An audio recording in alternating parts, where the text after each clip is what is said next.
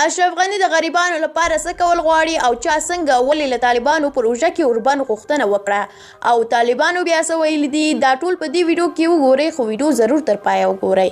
ولسمشر محمد اشرف غني وایي دولت د بېوزلۍ د کمولو په موخه چې د کرونا وایرس له امله په هیواد کې ډېر شوي مشخص ګامونه اخیستي دي او اساسي لارې چارې یې په پام کې نیولي دي. ولسمشر غني چې د یوه تلویزیوني پیغام له لارې په هیواد کې د روغتیایي کارمندانو او ډاکټرانو هڅې وستایلې او له خلکو یې وغوښتل چې د دوی د درناوي په موخه روغتیایي سپارښتنې په پام کې ونیسي.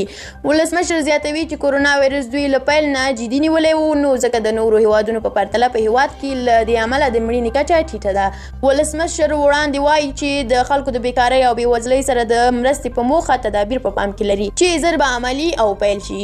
هغه وویل د ټولنې بېوزله قشر سره د مرستې په موخه به ژر په ښارونو کې د نانواییګانو او په ولسوالیو کې د جوماتونو پرمختیایي شوراګانو او نورو بنسټونو لخوا د ډوډۍ او نورو لومړنیو توکو ویشل پیل شي.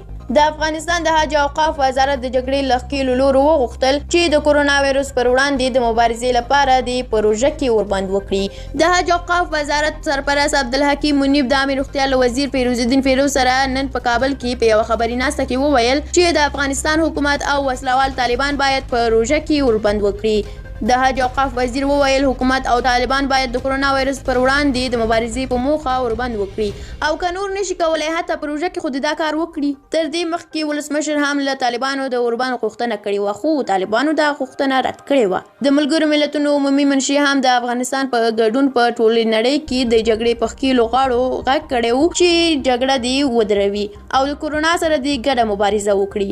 طالبانو تر اوسه د مولوي عبدالحکیم منیب د دغې غوښتنې په اړه څه نه دي ویلي خو په تیرو کلونو کې پروژه کې هم خپل بریدونه روان ساتلي وو. د حج اوقاف وزیر همداراز له خلکو غوښتل چې د ډاکټرانو لارښوونې دې په پام کې ونیسي او په جوماتونو کې دې د لمونځ پر مهال د یوه او بل ترمنځ واټن وساتي. هغه وویل چې د کرونا وایرس د خپرېدو د مخنیوي په خاطر یې د جوماتونو د تړلو فتوا نه ده ورکړې. د افغانستان د حج اوقاف وزیر داسې مهال دا خبره کوي چې په یو شمېر نورو اسلامي هیوادونو کې جوماتونه تړل شوي او خلکو ته اجازه نشته چې د جمعې او نورو ورځو لمونځونه په جمع وکړي. د سعودي عربستان حکومت هم د کرونا وایرس د خپرېدو د مخنیوي په خاطر عمره او حج ځنډولي دي او له خلکو یې غوښتي چې له کورونو څخه د باندې ونه وځي.